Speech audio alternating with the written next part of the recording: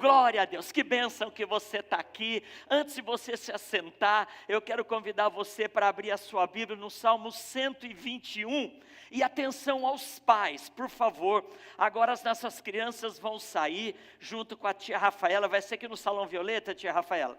No Salão Violeta, mas papais e mamães, os nossos filhos não voltarão antes que você vá lá buscá-los, tá bom? Então fica a dica aí. Nós queremos que você no final do culto vá lá buscar os seus filhos. Nós não liberaremos as crianças no final do culto para virem ao nosso encontro. Papai e mamãe, você vai lá buscá-los para que eles fiquem muito seguros, para que eles não se dispersem nos corredores da igreja enquanto nós estamos finalizando aqui, tá bom? Então fica essa orientação aí para os pais. Salmo de número 123. Eu falei 121 ou falei 123? Eu falei errado. 123, por favor. Salmo de número 123. A pastora já saudou, mas de forma muito especial quero saudar você que está conosco hoje, nos visitando. Você é muito bem-vindo. Você que já estava há um tempo sem poder vir à igreja, está de volta hoje. Que alegria ter você aqui de novo, novamente. Você que está online, que bênção você estar conosco. Seja muito bem-vindo. Se você que está aqui ou está em casa, sentir agora uma direção de Deus, e Deus te fizer lembrar de alguém, mande uma mensagem para essa pessoa, fala assim, entra agora no link do canal YouTube IMC Goiânia, porque Deus tem uma mensagem para você. Fale com essa pessoa, para que essa pessoa ouça, veja e aprenda do Senhor nesta noite. Salmo 123, quem achou aí, diga amém. A ti, que habitas nos céus, eleva os meus olhos. Vamos falar juntos isso? A ti, que habitas nos céus, eleva os meus olhos. De novo, a ti, que habitas nos céus, eleva os meus olhos. Vou repetir mais uma vez, porque esse versículo é muito chave. A ti, que habitas nos céus, eleva os meus olhos. Como os olhos dos servos estão fixos, estão fitos, estão focados nas mãos dos seus senhores, e os olhos da serva na mão da sua senhora, assim os nossos olhos estão fixos, fitos, focados no Senhor nosso Deus, até que se compadeça de nós. Tem misericórdia de nós, Senhor, tem misericórdia, pois estamos sobremodo fartos de desprezo. A nossa alma está saturada de escárnio dos que estão à sua vontade e do desprezo dos soberbos. Essa é a palavra de Deus para mim e para você, e que em nome do Senhor Jesus o Espírito Santo ministre na minha e na sua vida para a glória dele. Posso ouvir um amém? Se assente, querido irmão e irmã. Talvez uma das formas que a gente tenha para identificar esse mundo que a gente está vivendo, com tantas inovações, com tantas novidades. Algumas pessoas já disseram, e eu gosto dessa frase, né? O mundo mágico que nós vivemos hoje. A gente vive um mundo onde coisas que no passado eram inimagináveis, fazem parte do nosso cotidiano. E a gente hoje, no clicar de um botão, ou no olhar para alguma coisa, coisas que a gente nunca sonhou acontecem. Isso é uma coisa meio mágica. E eu julgo que o Marcelo, Maristela, falar em coisas mágicas tem tudo a ver com o que hoje o mundo, o sistema e o inimigo que está por trás de tudo isso intenta, é fazer com que a gente perca o foco, Fabrício, perca o foco daquilo que de fato é relevante, importante e faz a diferença.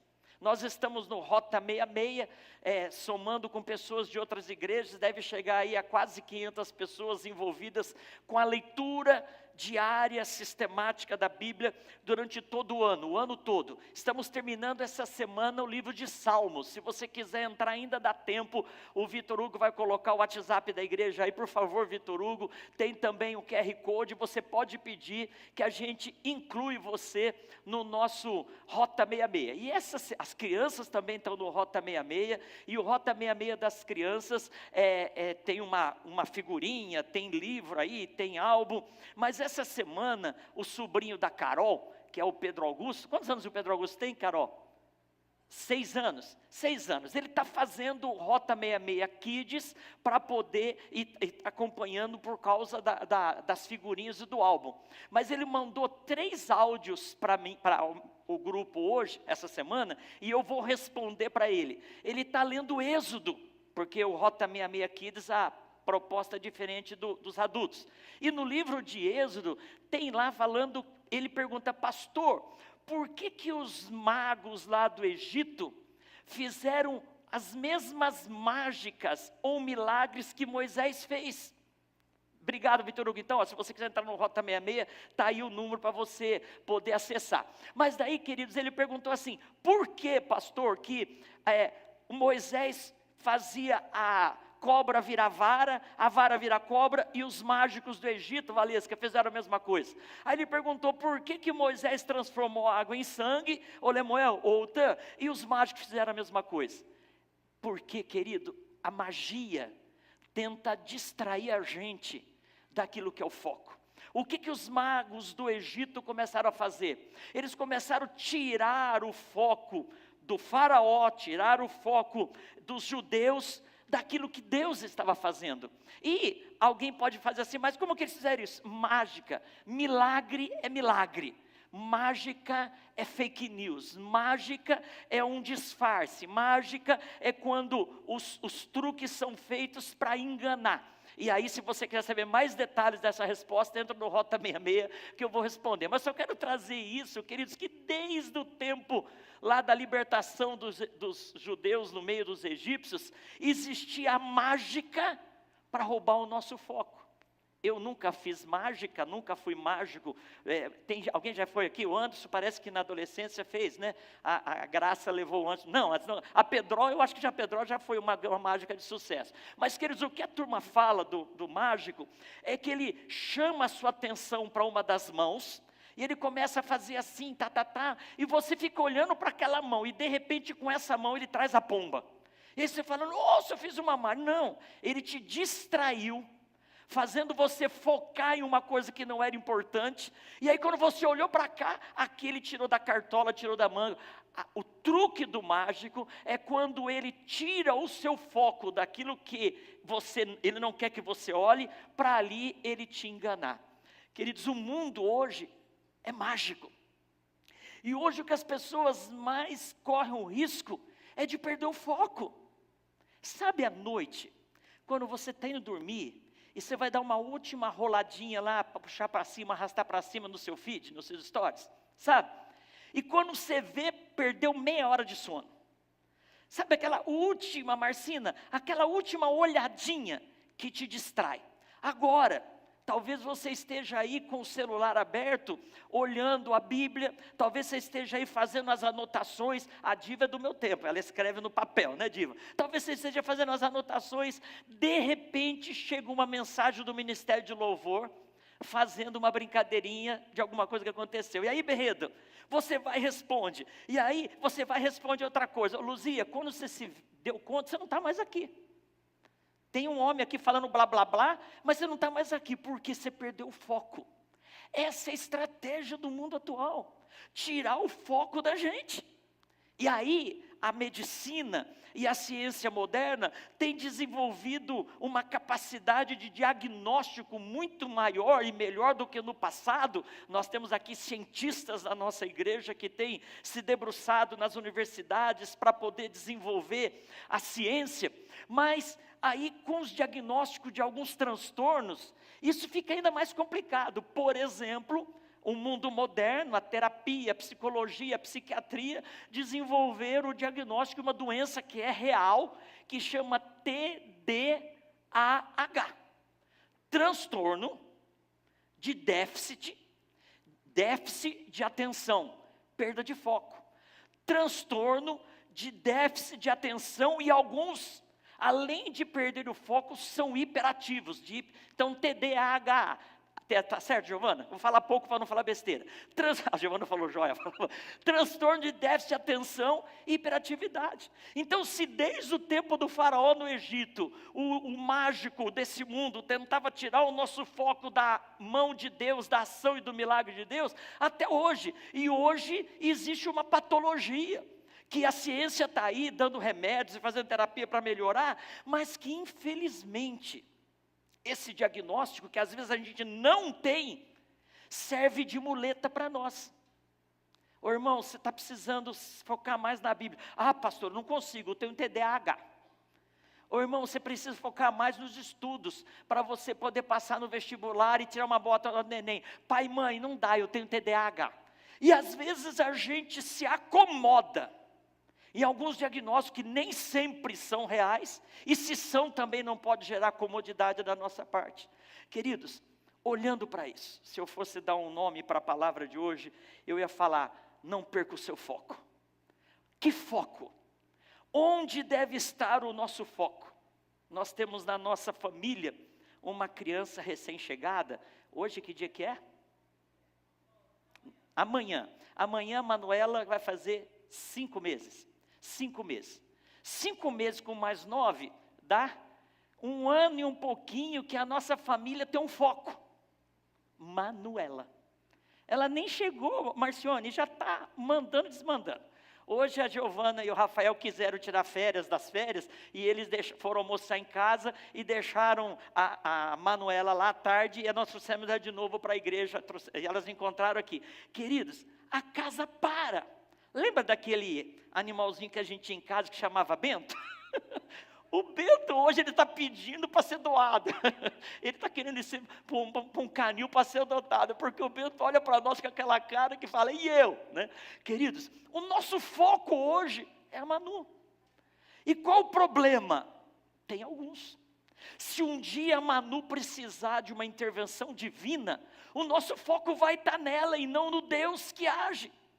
Querido, se o meu foco está na minha filha recém-nascida, na minha neta, e não há nada de errado nela, mas se o meu foco está no meu trabalho, se o meu foco está no casamento, eu não quero aqui chamar atenção para esse detalhe, mas eu como pastor que já fiz mais de 30 anos, eu já fiz acho que uns 350 casamentos, queridos, o noivo e a noiva, e mais a noiva, ô Maíra, quando está nas vésperas do casamento, não existe outro foco na vida de uma noiva do que o casamento.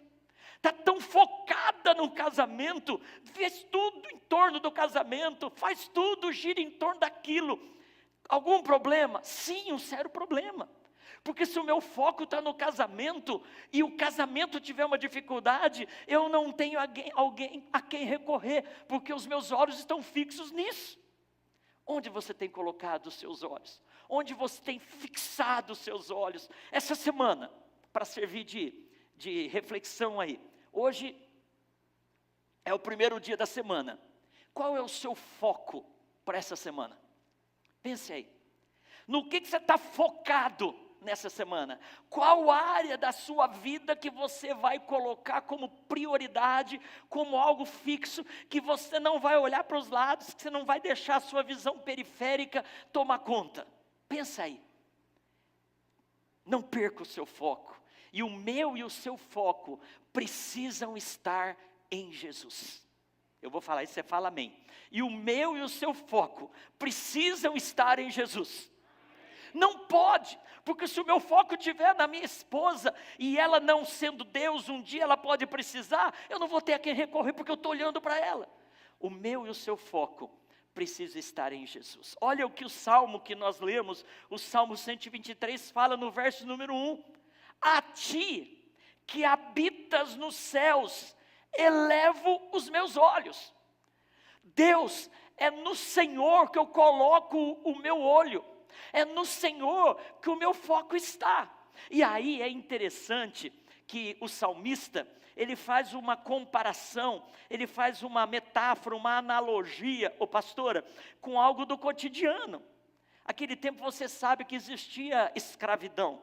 E a escravidão não era por raça, mas era uma escravidão por domínio econômico, por domínio militar. Um povo que perdia a guerra se tornava escravo do povo vencedor.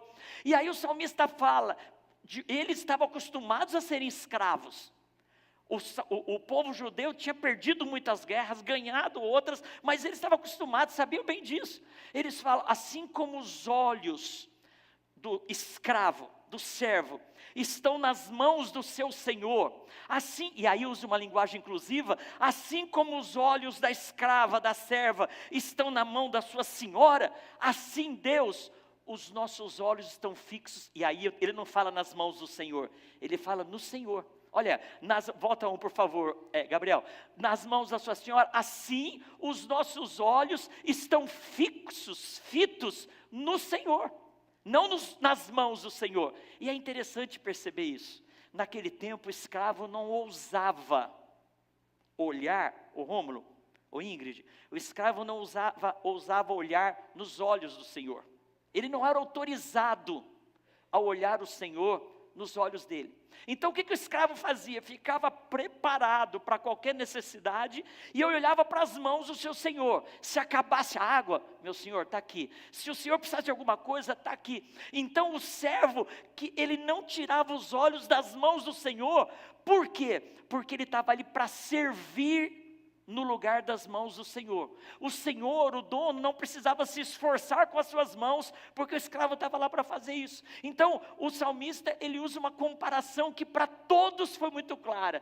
Assim como o servo olha para as necessidades ou para as mãos do Senhor, para atender tudo o que ele precisa, assim os nossos olhos estão fixos no nosso Deus, no nosso Senhor. O cântico do Salmo 123, nós estudamos o livro de Salmos agora e falamos sobre isso, mas ele está numa categoria chamados de cânticos de ascensão, ou os salmos dos degraus, que é o Salmo 120 até o Salmo 134. Essa coletânea de hinos, eles eram cantados quando o judeu estava chegando em Jerusalém. Atente para esse detalhe. Ô Vanessa, Lucas, o judeu que morava na diáspora, Darcy, José, o judeu que morava longe de Jerusalém, pelo menos 3 vezes no ano ele era obrigado a vir cultuar a Deus no templo, que era o único lugar da presença real manifesta de Deus através da arca, lá no Santo dos Santos. Então o judeu, ele vinha de longe, ele vinha de centenas de quilômetros, ele passava por intempéries, ele passava pelo deserto, passava fome, passava pela mão do inimigo, ele fugia até chegar em Jerusalém. E quando ele estava chegando em Jerusalém, que fica no Monte Sião, um lugar mais alto, ele falava isso: ah Deus, os meus olhos estão fixos no Senhor. Ah Deus, eu não vou abrir mão até que a tua graça, a tua misericórdia me transforme. E ele usava esse exemplo: Deus, eu sei lá na minha terra. E um detalhe, os judeus também cantaram, e alguns desses salmos foram compostos quando eles estavam voltando do cativeiro. E você sabe que o judeu viveu muitos exílios. Mas, por exemplo, eles estavam voltando do cativeiro na Babilônia, e eles estavam pensando: fomos escravos. Ah, eu passei a vida toda olhando para a mão do meu Senhor para poder atender. O meu olhar ficava focado na mão do meu Senhor. E ele chegando em Jerusalém liberto, ele chegando em Jerusalém para agora, Suene, tomar posse da bênção do Senhor. Ele fala: Deus, assim como eu passei a vida olhando para as mãos do meu dono, agora eu quero olhar para o meu Senhor. E querido, esse olhar para Deus é definição de foco. E é sobre isso que eu quero falar nessa noite. Não perca o seu foco. Não perca. O povo judeu, eles corriam o risco de perder o foco quando os mágicos egípcios faziam truques. Eles corriam o risco de perder o foco quando uma viagem se tornava cansativa, uma viagem, Oliane, se tornava muito demorada, quando os inimigos tentavam dispersar. Nós falamos aqui recentemente do profeta Ageu, onde Deus fala para o povo subir a um monte, pegar madeira e construir a casa. O que aconteceu com o profeta Ageu? Eles perderam o foco. da reconstrução do templo. Lembra que Neemias, quando Neemias estava empenhado na reconstrução dos muros, sabe o que os inimigos fizeram? O Sambalá, o Tobias, ô Cacá, eles chamaram Neemias, desce aqui para a gente conversar. E sabe o que, Flávia, sabe o que Neemias respondeu? Não vou descer, eu estou fazendo uma grande obra, e vocês não vão me distrair. A estratégia do mundo atual, talvez não seja mais um deserto real, mas talvez seja as redes sociais. A estratégia do mundo atual talvez não seja um vício, que também é uma forma de tirar o nosso foco, mas talvez seja excesso de trabalho, talvez seja excesso de atenção para algumas coisas. Talvez a estratégia do inimigo hoje seja a gente focar na construção de uma carreira, na construção de uma casa, a gente focar na herança dos nossos filhos, e muitas vezes, querida igreja, a gente perde o foco. E Deus está falando para mim e para você hoje, que a gente não pode perder o foco. Vira para quem está do seu lado aí e fale para ele: não perca o foco em Jesus, não perca o foco na palavra de Deus. Deixa eu dar alguns exemplos só para ilustrar. Lembra dos discípulos no caminho de Emaús? Lá em Lucas capítulo de número 24. Eles estavam comendo do pão que Jesus havia multiplicado, foram ministrados por Jesus ressurreto, mas eles estavam com os olhos fechados para Jesus. E depois que Jesus se ausentou, é que eles perceberam que tinham perdido o foco. E eles falam um para o outro: Guilherme, eles falam assim: você não sentiu seu coração aquecido? Senti. Ou seja, estavam do lado de Jesus, mas não estavam olhando para Jesus. Estavam caminhando, Gustavo, com Jesus, mas focado na tristeza, da frustração, que o Messias tinha morrido e que tudo tinha acabado. Lembra de Pedro andando sobre as águas? Pedro falou para Jesus numa noite de tempestade, numa noite de quase o barco afundando. O texto nos diz, Lemuel, que Jesus vê Pedro andando sobre as águas e Jesus fala: o Senhor tem poder e eu estou focado no Senhor, se és tu, manda que eu vou ter contigo. Ô Carlos, Jennifer, Aline, e Pedro andou sobre as águas. Mas quando Pedro olhou para a força do vento e a altura das ondas, a Bíblia fala que ele teve medo e afundou, perdeu o foco. Enquanto ele estava focado em Jesus, ele pisou na tempestade. Mas quando ele ficou com medo da tempestade, ele se distraiu, ele perdeu o foco e afundou. Por isso que a Bíblia fala que Jesus, Hebreus 12:2, olhando firmemente para o autor e consumador da nossa fé, Jesus. Nós precisamos olhar para Ele, o nosso foco tem de estar nele. Queridos, lembra da mulher com fluxo de sangue? Lá em Marcos capítulo de número 5, o texto nos diz que uma mulher que há 12 anos tinha uma menstruação crônica, ela não tinha mais vida, a vida tinha se esvaído pelas pernas dela. Ela devia estar, não anêmica, ela não devia ter mais nem glóbulo branco, vermelho, qualquer outra cor no corpo. E o texto nos diz que ela vai até Jesus por trás, e com medo, porque ela com fluxo de sangue era considerada imunda fisicamente e espiritualmente, ela não podia estar ali tocando no mestre. E ela vai discretamente, a mulher da sombra, toca nas vestes de Jesus. Jesus fala: opa, alguém tocou com fé, que eu senti que de mim saiu poder. E aí Iracema, o texto nos diz que Jesus para, e se virando, porque ele sabia quem era, e aí ele se virou para saber quem estava ali. E o texto nos diz que ela, atemorizada, Marcos 5:33, tremendo e temendo, consciente do que nela se operava, ela veio e prostrou-se diante dele. Querido, aquela mulher tinha sido curada, mas não estava com os olhos fixos no Senhor. O olho dela, ela tinha dito: se eu apenas tocar nas vestes, eu serei curada. Onde estavam os olhos dela? No milagre, e não no Deus. E aí o texto nos diz que Jesus falou: filha, agora que a gente trocou esse olhar, e agora que eu vi a tua fé, pode levantar em paz, porque a tua fé te salvou. Onde os nossos olhos estão? Às vezes os nossos olhos estão nas nossas necessidades a serem supridas. Às vezes os nossos olhos estão nas nossas carências. E o salmista fala: a ti, Senhor, eleva os meus olhos. Eu não olho para o tamanho da montanha. Lembra do Salmo 121, que está no contexto dos salmos dos degraus? Salmo 121, eleva os olhos para os montes. De onde me virá o socorro?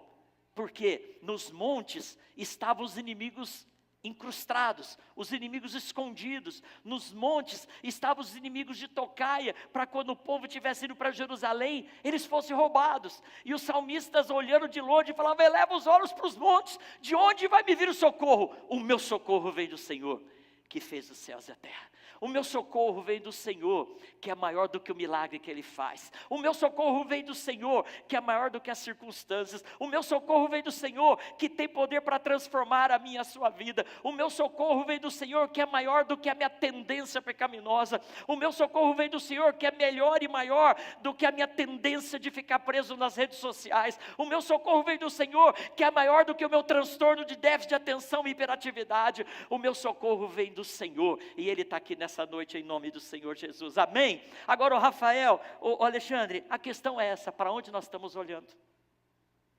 Para onde a gente está olhando?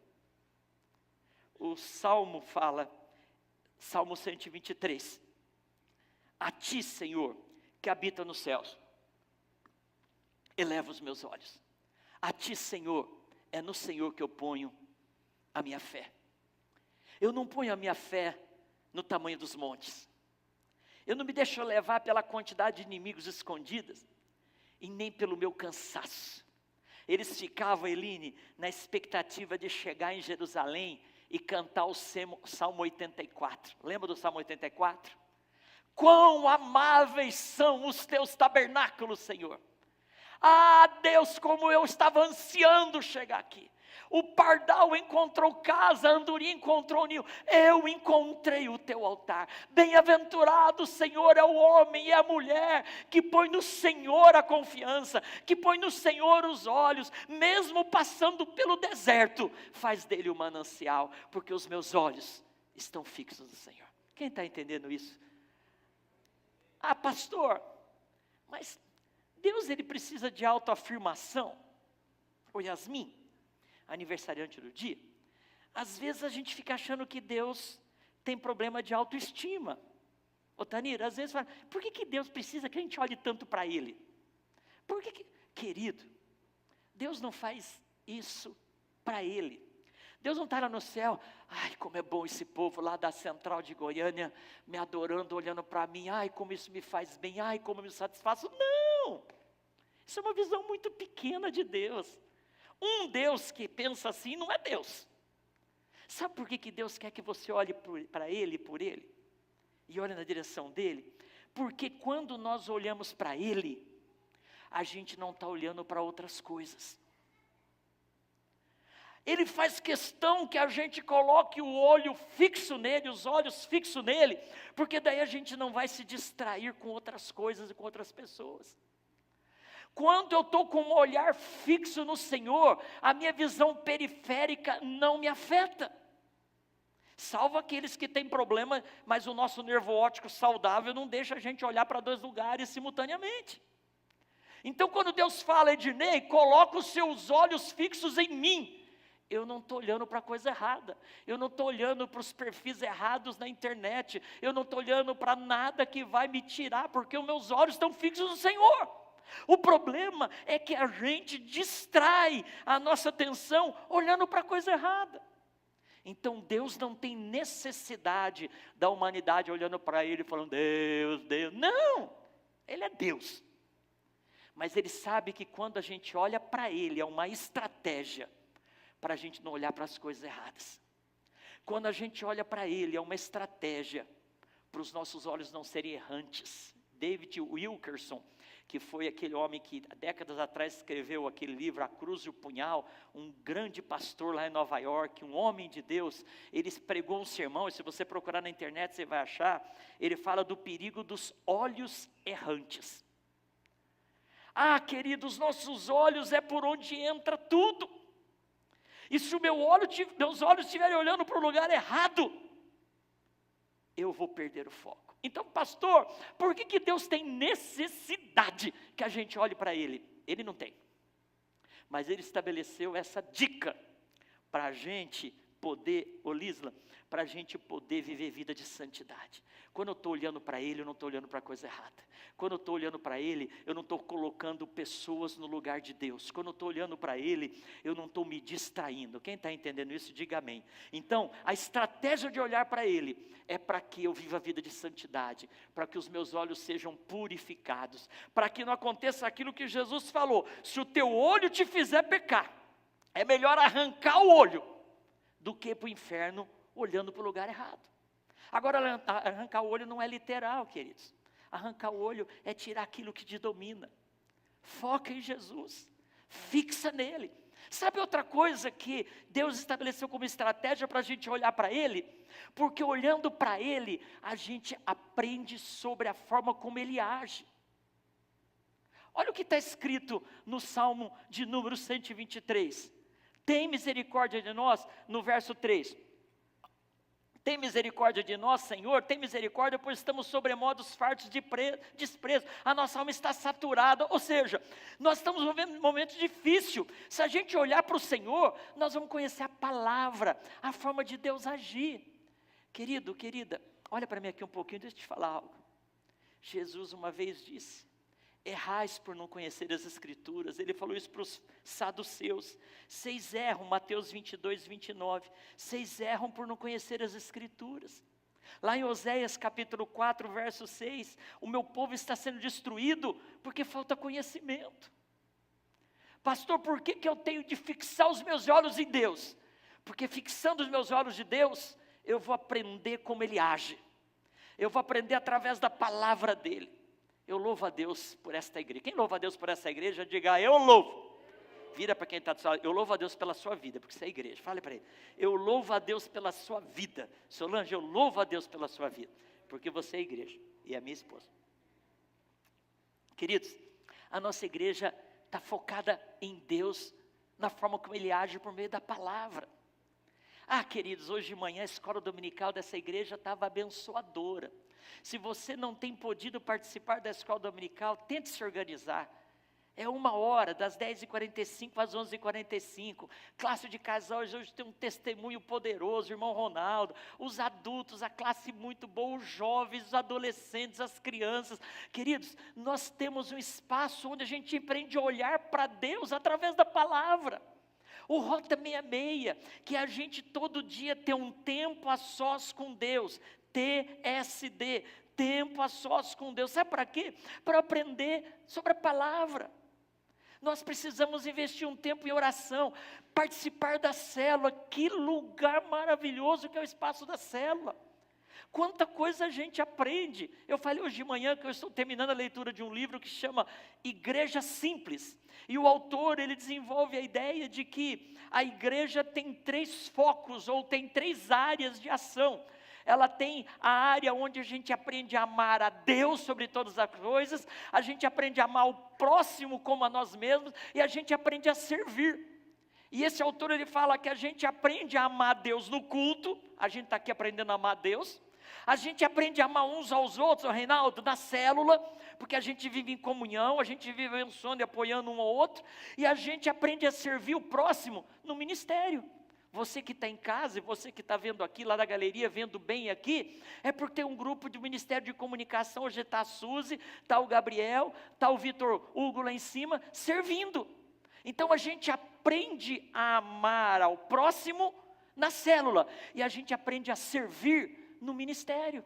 Nosso ministério de oração está todo dia, amanhã tem reunião às 19h de capacitação, está orando pelas madrugadas, Ministério de Ação Social, levando o amor às pessoas nas comunidades terapêuticas, aos moradores que estão numa situação de rua.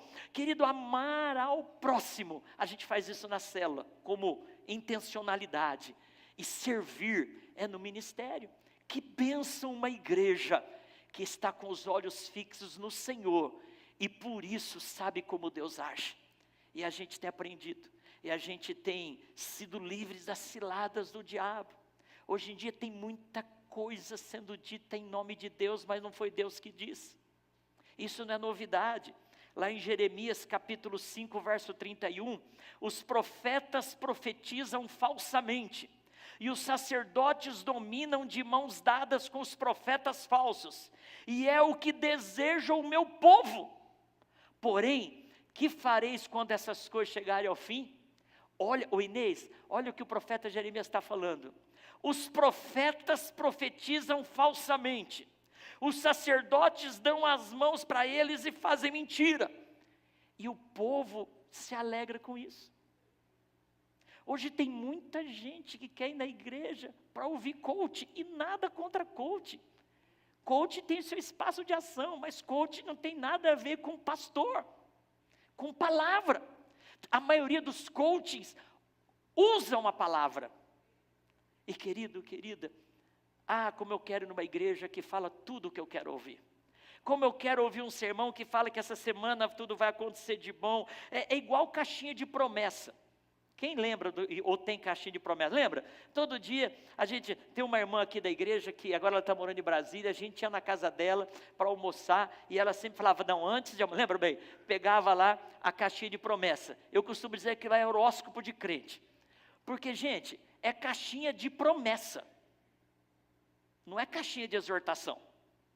Não é caixinha de chamar atenção, é de promessa. E nada contra, a promessa está aí. Mas Deus também às vezes puxa a nossa orelha. Deus também às vezes fala para nós, está indo fora de foco. E Jeremias fala, o meu povo, Deus está falando, quer viver na base de profeta falso e sacerdote mentiroso. Agora, o que vocês vão fazer quando essa mensagem chegar ao fim? Deus, os meus olhos estão fixos no Senhor, porque eu aprendo sobre como o Senhor age. E por fim, por que os meus olhos estão fixos no Senhor? Para eu aprender sobre uma vida com poder. Então os meus olhos estão fixos no Senhor, para ter uma vida de santidade, para ter uma vida de palavra e ter uma vida de poder. Quando eu olho para o Senhor, eu descubro e lembro que agindo Deus, quem impedirá? Agindo Deus, não há ninguém, não há força política, não há ideologia, não há qualquer outra coisa que vai ser maior do que a ação de Deus. Por isso que o profeta lá em Isaías 43:13, agindo eu, quem o impedirá? Com os olhos fixos no Senhor, eu sei que Deus está agindo. E os olhos fixos no Senhor não vão me deixar distrair com as aparentes ofertas que o inimigo faz. Lembra de Moisés? Está lá em Números essa história, se você estiver anotando, Números capítulo 11, verso 23. O povo estava reclamando de Moisés e de Deus. O povo estava falando assim, Deus tirou a gente do Egito, para deixar a gente morrer de fome aqui no deserto, comendo esse maná, que a coisa, tinham perdido o foco. É coisa sem graça. E eles falam, a gente lembra que lá no Egito a gente comia os melões, os peixes, e era muito saboroso, e a gente comia de graça. Mentira, eles eram escravos. Mas eles tinham perdido o foco. E aí Deus fala para Moisés, fala para Deus, Deus, o que é que eu vou fazer, Deus? Esse povo perdeu o foco. Aí Deus fala, pode deixar, eu vou tratar deles. Pode falar para eles que eu vou mandar carne, que eles vão comer tanto até sair pelo nariz. Aí o Moisés falou assim, Deus, espera aí, tem peixe nessa redondeza suficiente para matar a fome desse povo todo? Era mais de 600 mil homens, mais mulheres e crianças. Aí Moisés fala assim, Deus, tem gado, tem vaca aí de corte para saciar a fome desse povo? Aí Deus fala para Moisés, porventura, põe para nós aí, Gabriel, Números 11, 23. Porventura você acha que a minha mão teria encurtado? Agora mesmo você vai ver se essa palavra vai se cumprir ou não. Querido, quando a gente perde o foco, a gente perde a fé, e a gente não vê o poder de Deus se manifestar. Moisés, você acha que a minha mão encurtou? E você conhece a história, Deus fez soprar um vento, e veio um bando de aves, de codornas, que o povo comeu durante dias, até empanturrar. Mas depois todo mundo morreu de barriga cheia, por ter desobedecido a Deus. Onde está o teu foco? O salmista fala, até que o Senhor se compadeça de nós. O Ministério de Louvor pode subir, eu quero orar, mas eu queria que você pensasse nisso. Tem gente que fala assim, eu já foquei em Deus, mas passaram-se alguns meses, eu estou na igreja há alguns anos e até hoje eu não vi Deus agindo na minha vida, talvez porque você estivesse com foco na coisa errada. O salmista fala, os meus olhos estão elevados ao Senhor e fixos no Senhor, até que Ele se compadeça. O que o salmista está falando? Ele vai se compadecer. Compaixão tem a ver com misericórdia, e é a expressão do amor de Deus.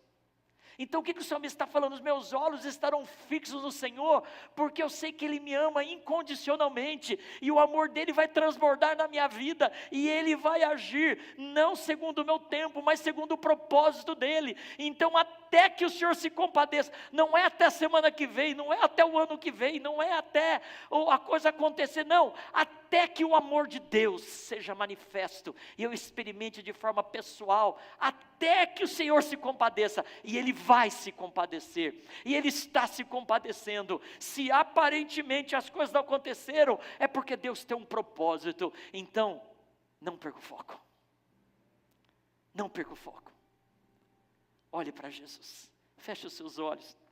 Uma forma de olhar para Jesus, é não se distrair com as coisas que estão ao nosso redor. Uma forma de olhar para Jesus, é não deixar que os atrativos visuais dispersem a nossa atenção. Não tenha um transtorno de déficit de atenção e de fé. Não tenha um transtorno que faz você olhar para aquilo que não é Deus. Pastor, eu estou focada na minha família. Querido, sua família não pode te salvar, e ela não pode se salvar. Foque em Jesus, porque Ele pode salvar a tua família. Pastor, eu estou focado no meu emprego. O teu emprego não pode te salvar. Foque em Jesus, e Ele vai abençoar a tua vida financeira. Pastor, eu estou focado na minha saúde, para que essa doença seja debelada. Querido, não foque na sua saúde. Coloque os seus olhos fixos no Senhor, e Deus vai te curar.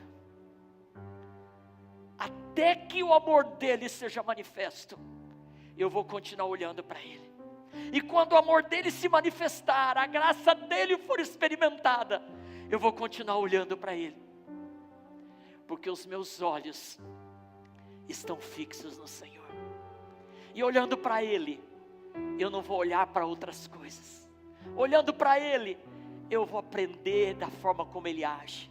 E olhando para Ele, eu vou experimentar o poder dEle na minha vida. Senhor Deus, os nossos olhos estão fixos no Senhor. Senhor Jesus, os nossos olhos estão fixos na Tua palavra. Senhor Deus, os nossos olhos estão concentrados no Teu poder, na Tua vida em nós. Perdoa a gente, Pai. Perdoa, porque muitas vezes nós olhamos para homens, nós olhamos para circunstâncias. Perdoa, Deus, porque a gente se distraiu. Perdoa, Deus, porque a gente perdeu o foco. Ah, Deus, Tu és o autor e o consumador da nossa fé, Jesus. E a gente quer olhar só para o Senhor. A gente não quer que a nossa visão periférica roube a nossa fé. Deus, derrama uma unção de graça, de amor, Pai, para que possamos ter os nossos olhos fixos, os nossos olhos atentos, a nossa fé focada no Senhor, Pai. Em nome do Senhor Jesus, Pai. Em nome do Senhor Jesus. Querido e querida, com seus olhos fechados, com a sua fé em exercício. Pedro e João, quando chegaram para aquele homem necessitado na porta do templo, eles disseram para ele: olhem para nós. Deus está falando para você: olhe para mim e deixe o resto comigo. Quero convidar você a ficar em pé aí no seu lugar. Fique em pé em nome do Senhor Jesus. Na galeria aqui embaixo. E se você puder, com os seus olhos fechados, pensar em tudo isso. O altar é o lugar para a gente direcionar nossa fé. O altar é o lugar para a gente focar naquilo que é importante. O altar é o lugar para a gente não dispersar a nossa fé com coisas irrelevantes. O altar é o lugar para a gente não ser enganado por truques do diabo. O altar é o lugar para a gente não ser enganado pelas mágicas do mundo moderno. O altar é o lugar que todo transtorno de fé, de falta de fé, é curado em nome de Jesus. Tem um ministério de oração e pastoral para orar por você, para te ajudar nessa direção. Se você quiser vir, venha.